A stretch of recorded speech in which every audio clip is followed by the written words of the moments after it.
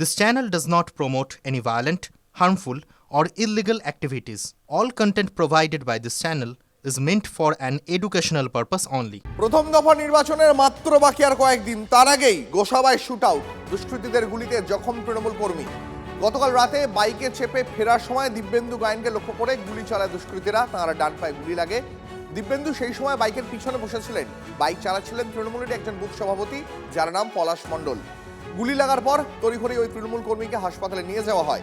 এই গুলি চালানোর ঘটনায় বিজেপির দিকে অভিযোগের তীর শাসক দলের, যদিও বিজেপি সমস্ত অভিযোগ অস্বীকার করেছে।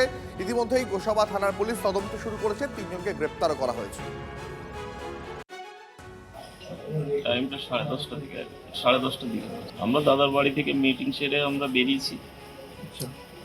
ব্ল্যাক ফেস্টন নিয়ে আমাদের একটা মঙ্গলবার জনসভা ছিল ওখানে।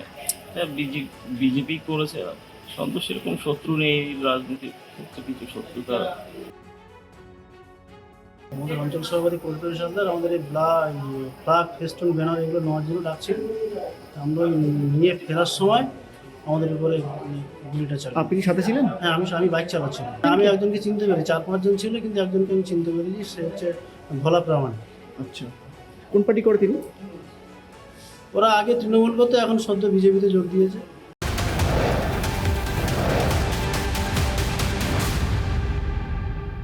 প্রথম দফা নির্বাচনের আগে এক রাতে 135 জন দাগি অপরাধী গ্রেফতার।